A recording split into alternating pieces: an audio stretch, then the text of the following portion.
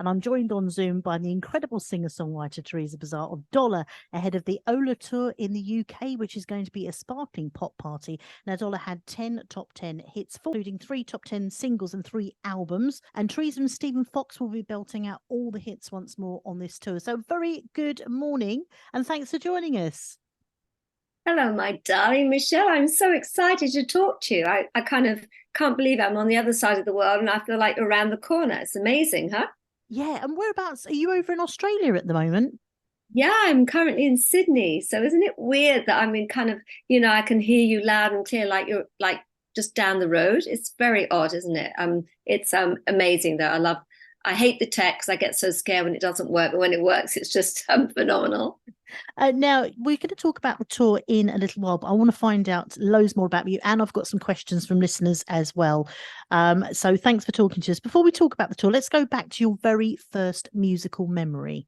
So what was the first thing you heard? Was it a song when you were a kid, that musical memory, or was it somebody on TV? Oh, the first thing I really heard that kind of made me think, oh, were the Carpenters. Because I was a ballet kid. I fell in love with ballet at the age of 2.5. And so I was listening to classical music, Tchaikovsky and Chopin and Beethoven. And my dad was a semi-professional jazz guitarist. So I had Dave Brubeck and Django Reinhardt and Ella and Frank, so I didn't have any pop. It was like different sort of ends of the perspective. And then I was actually working, stacking shelves in a supermarket. And I heard they had like a tannoy there and they had the radio on and I heard the Carpenters and I was just like sort of transfixed by the harmonies. I just loved Karen's voice, but the harmonies behind it, that wall of sound. And I think that grabbed me. And when did you discover that you could sing? Yeah, well, I wanted to be a ballet dancer, but then I realized when I got to about 12 or 13, I was pretty good, but I didn't have the right body shape, which is obviously so important. And I kind of thought, well, if I can't do that, I'll be maybe like Judy Garland, because I love musicals as well. I thought I'll sing and dance. And I kind of had a little voice because I used to sing around the house all the time. And I sort of thought, well, I never really judged whether I had a good voice or not. I just knew I could. It's weird because I never really listened to myself, but I just knew I could sing, kind of, because you never really know what you sound like till you record, do you? Because you can't really sing and listen at the same time. It's quite difficult. And what was your first stage performance?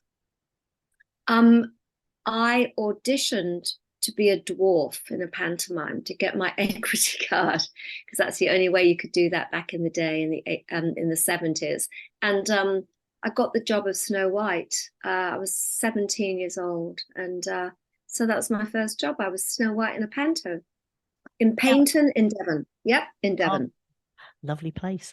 Let's talk about Dollar. You were already in a very successful show, Guys and Dolls, before Dollar. That was about 1978. So how did Dollar actually come to be? And did you leave that production to sort of go on to do pop? How did it all work? We actually got chucked out of the group. David Van Day, he was and we were girlfriend and boyfriend by then. And he was pretty miserable because he wasn't getting any shots at singing lead vocals and therefore no camera shots on the TV. And, and we were working really hard, but that's kind of, you think you need that, to sort of just like, make yourself a bit more visible. So he was going to leave anyway. And I was beginning to be passionate about pop music, the production, the choice of songs, what was going on. That was like, I was so invested. And the band just thought we were making too many waves and they were going to throw David out. I thought, well, we'll throw her out too, and so I got thrown. I was devastated. I'm actually best friends with the girls, Judy Forsyth and Martine Howard, and we're besties, the Dolls, and we speak a lot. But back in the day, I was very hurt. So that's what happened. And that's how Dollar formed, because David, nobody wanted to sign David up as a solo artist, which is extraordinary. It was like a sort of like a Donny Osmond and a David Cassidy all kind of rolled into one. And then we got offered a deal as a duo. So we said yes. And how quickly did the success come? Was it very quick or was it sort of a couple of years down the line? Oh no, it was super quick. We were signed up. We had a couple of demos with some songs that I'd written, and the guy that was running this label was so very, very, very powerful. And he just looked at our image and said, yeah, I'll grab you too.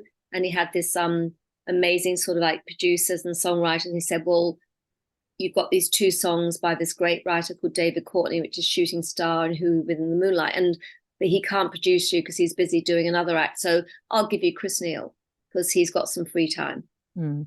And he just produced Marshall Hayne, Dancing in the City, which was such a breakthrough record too. And we just got so lucky. And I think that's what it is. Lots of luck and hard work, but lots of luck. Yeah.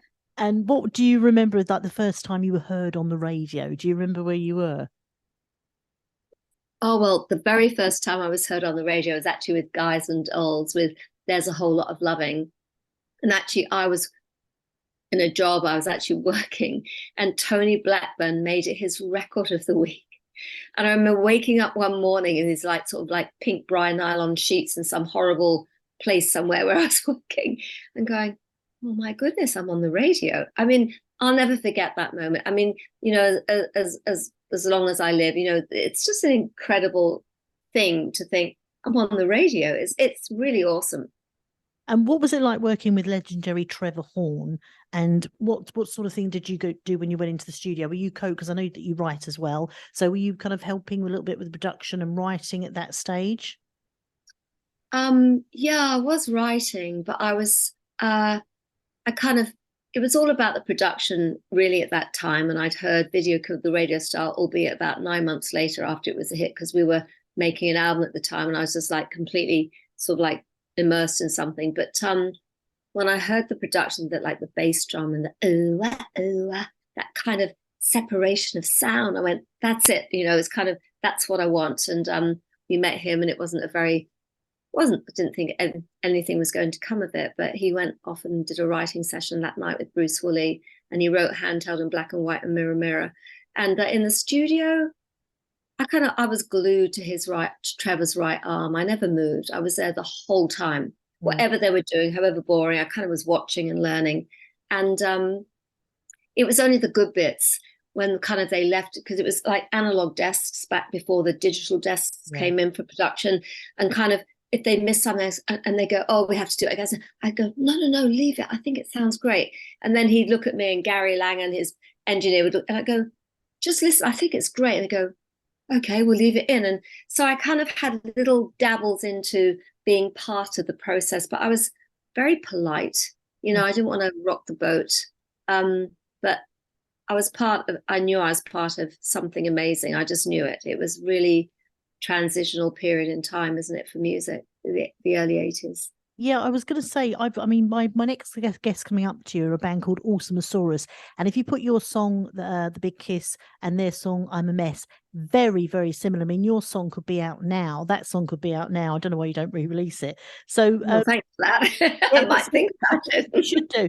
It was a brilliant time, the 80s, because you just had kind of like the punk, ska, disco. Then it moved into electronica, pop, and new romantic. So it must have been a brilliant time to be involved. There was so much amazing music about.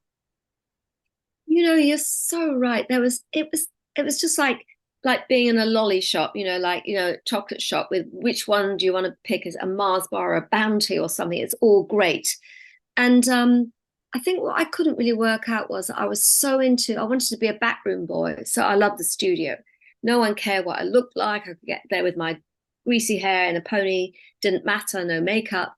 And everyone was just listening to maybe what I had to say. But I was trying to counter that with my image and what people expected of me, and with all the music going on. And we were so bombarded with criticisms of our music just because of what we looked like. I had a big thing going on. I couldn't really think about production and writing because I was the person on the telly, you know, and in the newspapers, and being ridiculed for what I looked like. And it was a whole, I think, misogynistic, sexist thing in that era as well. You know, it's kind of quite a big cocktail to think about, isn't it? Yeah, I was going to ask you actually what it was like to be a female in the industry, because obviously things have changed a lot. But in the 70s and 80s, it was very, I mean, it was run by guys. There was, there wasn't any really many female producers or engineers or anything like that. So it was, and also photographers. It was, the whole industry was very male dominated. It was. Well, how long have we got, darling? We should have a whole podcast on this because it's Yeah. interesting.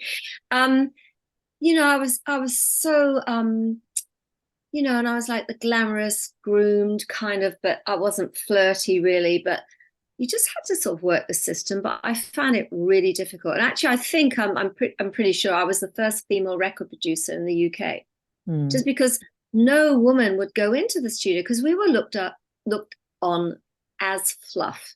Yeah. From the 70s, the singers are the men with the big, beautiful voices and looking very sort of like, handsome. And the women were like window dressing, or were like fluff.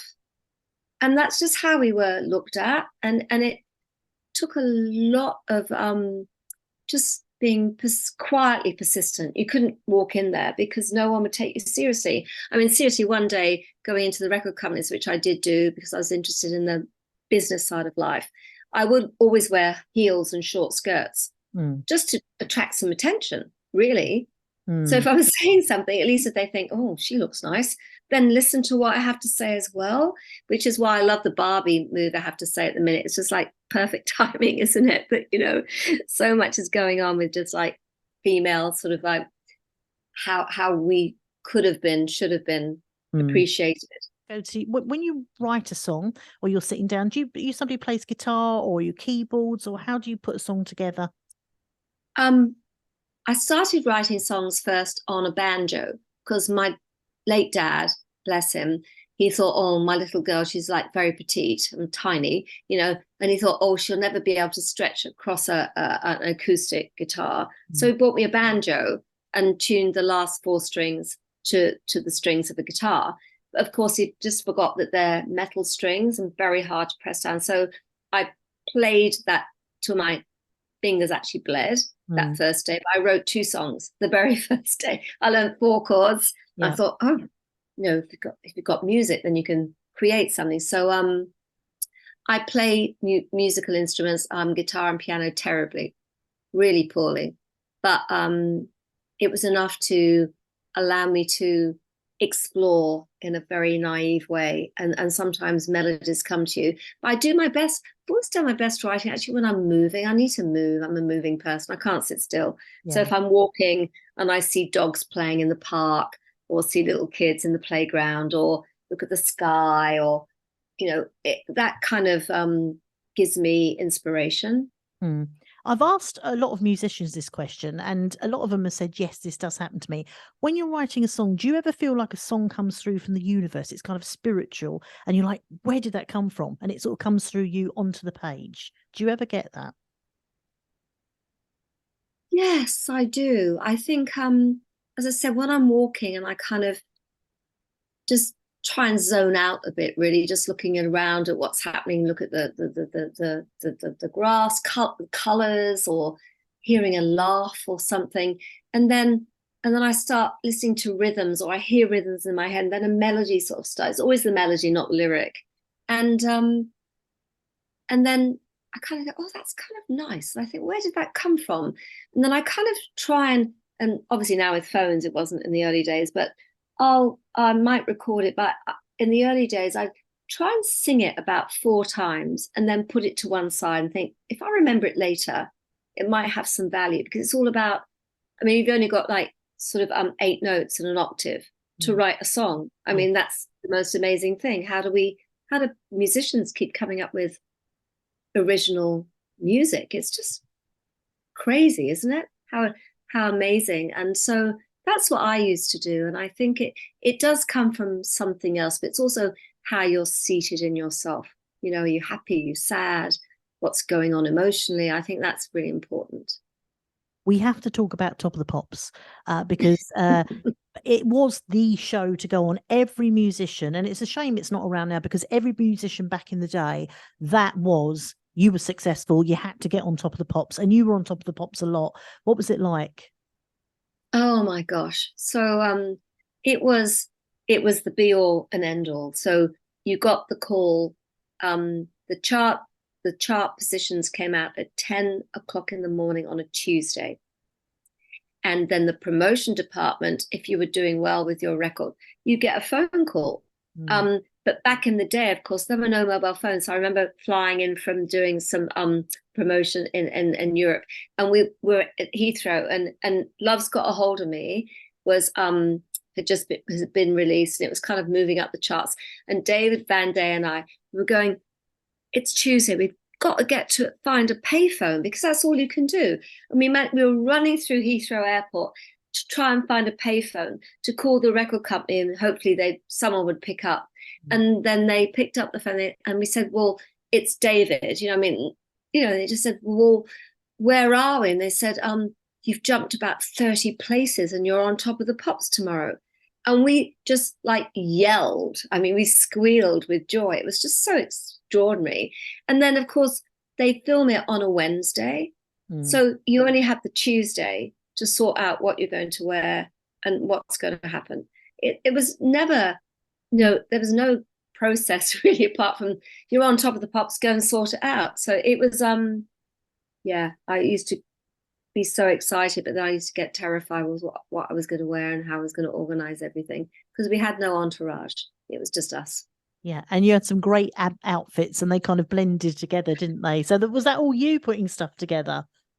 It was just us. Well, you're being very kind. Some of them were actually horrible. I'm looking at them, some of them now, and going, what on earth were we thinking about? But you just don't have the time, do you? So, and we don't have like wardrobes of clothes. It's just two young people, living with 3 suitcases on the go with like dirty underwear, and going, I've got a clean pair of undies to put on today, and what am I going to wear? Seriously, it was like that. Now, The Big Kiss, earlier we played the title track, The Big Kiss, was your solo album, which has got amazing reviews. If you go onto Amazon and everywhere else, you've got some fantastic reviews for the album. So tell us about how that came about. Oh, gosh, yes. It's kind of like one of the loves of my life that was a tragedy, I suppose, because it just failed dismally to be successful. But thank you for saying that. Yes, some people thought it was pretty good. So David and I split up, and I never wanted to be a solo artist, but we were about to try and break the US market, and we had this manager. He was actually Foreigner's manager, the biggest rock band probably in the world at that time. And I called him and said, well, I don't know what to do because David's walked out. And he said, well, we're going to get on a plane, because we were in Tokyo. And he said, you're going to get on a plane and come to New York and have a chat. And I went, okay. And when I got there, he said, I'm going to manage you, and you're going to be the English answer to Madonna. And I just laughed. I went, really? And he just looked at me. He could be very serious. Or he went, yeah. So he put together this amazing writers that I work with, the best of the Brits. And Trevor was going to actually produce me. That was the plan. Trevor Horn was going to produce my album. And then he got so involved with Frankie Goes to Hollywood. And then one thing led to another. And 9 months later, I sort of thought, well, we just can't wait anymore. And I got this phone call to say that Arif Mardin, that's the Bee Gees and Aretha Franklin and Squishy Politti. I mean, it's just extraordinary. He's very interested. He's heard the songs and he wants to record the album with you. And I sort of thought, no, that's not right. It's not me, little me. And that's what happened. Yeah. And you can find the album on Amazon and other places as well if you want to have a listen, because I know our Spencer Carter, who does the Weekend Wind Up, I'll say more about him in a while, but he absolutely loves you to pieces and all your music. So I have to give a little special mention because I know he's listening in. So you've got... Thank you for that. You'll be screaming with that. You've got so many lovely fans. I can see by your social media that you've always got fans interacting with you. So have you had some that have actually been from the very start, and you know quite a few of them now over the years? Oh my gosh, I'll have to just admit, I mean, everyone knows who's on social media, I'm so hopeless. I make mistakes, but at least I'm authentic. They know it's me. Yeah. I didn't actually interact with social media for decades, since it all started. And someone was being very kind and helping me run my pages, my socials. And I'm actually in the middle, well, to the end of writing a book, which is what happens with COVID. And someone asked me if I'd be interested. I said, well, who'd want to read about me? And after a few conversations, I sort of started to actually re-listen to my music, which I actually, to be honest, Michelle, I hadn't listened to The Big Kiss for probably 20 years. I was so upset and heartbroken. I just couldn't go there. And I started listening to everything and then looking back into all the stupid stunts we did and how silly things were. And I sort of thought, yeah, you know, that's kind of quite entertaining. You know, it's kind of quite a good read, really, if I got it right. Then the end of it was, well, you've got to have an ending, haven't you? It's like a record. You've got an intro and you've got your chorus and your hooks, but what's the ending? And it got to be about ageism and getting older. And then how do I deal with all of that? You know, so I'm kind of into thinking about life and what it brings to you. So so I'm writing this book, and then what happened was a big publishing company said, we're really interested, but her socials are so small. And so I said to my literary agent, what do I have to do? He said, you've just got to start using social media. And I went, really? He went, really, really? I went, okay. So that was my January the 1st resolution. Yeah, New Year's Eve resolution. And that's what I've been doing. I was going to say, you know, because of everything you've done, a book would be fascinating to read about the whole story and coming through and still doing great music. And we're going to talk quickly about the tour as well. Ola Tour kicks off in the UK, and you've had an incredible response from fans on the socials. And you're going to be joined by the awesome voice of Stephen Fox.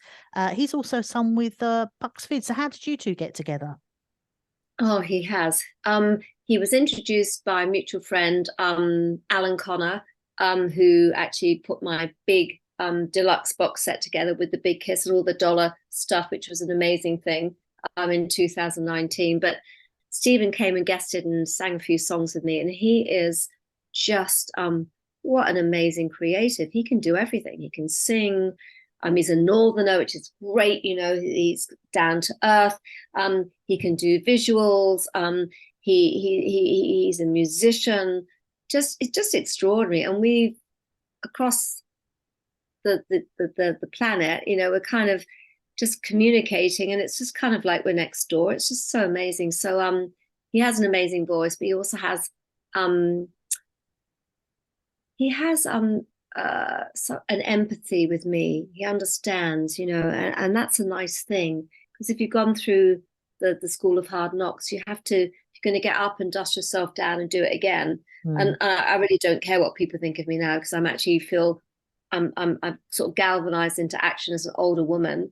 I've got lots of things to do, and I don't, if people don't like me, that's absolutely fine. Whereas I was terrified when I was in my 20s and 30s. That's okay. But Stephen is just amazing. So it's going to be a fun show, but it has to be fun, it has to be a celebration, it has to be pop, and people got to be allowed to reminisce and sort of be nostalgic, because that's part of going forward, isn't it? To go backwards. I mean, we're allowed to do that, aren't we? Yep, absolutely. And there's going to be a live band as well.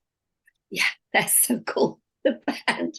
Oh, that's probably, if you ask me, what when I get on the plane, which is in 10 days, yikes. What am I most looking forward to is getting into a studio. Yeah, you know, sweaty, grungy guys and rubbish everywhere. I don't care, but just to be around the musicians, and listen to the things that they're doing to change up some of the phenomenal records, but change it up a bit, because they're bringing their own slant. So for me, that's the most exciting thing. And you should hear what they're doing. Honestly, Michelle, it's awesome. Now, I know lots of people are coming along to the tour. You're going to be kicking off. Are you kicking off in Leeds, or is it Milton Keynes? We're kicking off in Milton Keynes. Yeah, we're going to the stables. Excellent. So you do Milton Keynes, Southampton, Gloucestershire, Leeds, and a lot of other dates as well. And you can find out more if you go along and check out on Theresa's socials on Twitter. But I will put all the details up on the website as well, so you can click into the tickets. Now, I've got some quick fire questions. Singer-songwriter Billy Brown said, "Can I have your number?" You just send me a message, my darling, to my Gmail, and I'll yeah, we can exchange numbers, of course. There we go. He'll be listening. Stephen, who's also a musician, said, for a rather bizarre question, please forgive the pun, does she still have perfect pitch? I met her once armed with a guitar tuner, and when she sang a note into it, our rather primitive device nevertheless gave a perfect needle reading. So have you got perfect pitch? Not always. I think working with Christopher Neal and Trevor Horn and Arif Mardin made me really focus. So yeah, but perfect pitch, no. Sorry, no. Alan Thereza, who's also a singer-songwriter, he says, I've got a real crush on you. Alan, you're married. So rude. Oh. Spencer Carter, who's a presenter, as I mentioned earlier, on Phoenix FM, who is a super fan, he's coming to see you in Milton Keynes. He said, do you feel there was another potential single from the Big Kiss album that could have been released? And he said he knows Stephen Fox from his Fizz days, and he's a huge fan, and Theresa has created the most perfect pop music, he said. Oh, yes, there would have been. I was told there were 5 hit singles on the Big Kiss, and I think, yeah, what's the phrase? We were robbed. Yeah, there were so many great records there. I wouldn't have known which one. They said we've got 5 top 10 hits here. That's the UK and the US. Which ones will we go with first? And I'm thinking, oh, glory be. But yeah, I agree. Some fab pop on that album. I have to agree. Yeah. Could be something to be re-released. And the last question goes to Peter Steer, who's also a musician. He said, please ask Theresa about working with Gary Newman in 1982. Yeah, I was so thrilled. Gary said, do you want to come and do some vocals? I thought, no, not me. Yeah, I think I'm kind of quite shy and sort of underconfident. People might not know that, but I am. And he was so gorgeous, and he just wanted the white noise, because I have a very breathy voice, and there's a true signal that's not pitch perfect, but a true signal. There's lots of air around it, and people have been attracted to that because I don't have a big blasty voice, but the air can be quite sort of seductive, and that's why some producers and artists like that, because it's different. Yeah, absolutely. Didn't know that about Gary Newman. So the Ola tour kicks off. What date are you? What's the first date? Oh my gosh, it's 20th of September. It's kind of getting close. It's amazing, isn't it? Yeah, it absolutely is. And it's and as you know, go along and see Theresa and Dollar and Stephen will be there. The live band's going to be there playing all the hits as well. And obviously got the fantastic live band. And a book sounds like it would be super interesting for any musician to read about that time and right the way through till now. And hopefully, as we're moving forward, it will be equal terms for women. We've had to fight in the music industry for years. Absolutely. And I've even bought heels. I've got 4 costume changes, and I've got heels. I mean, they're not Kylie-esque heels. I mean, I suddenly tried them on in the shop, but I can't even walk in these. But I've got here. So it's kind of, but it's very important to, if you're going to walk the walk, talk the talk, you got to do what you say. And so it's I'm very excited about challenging myself.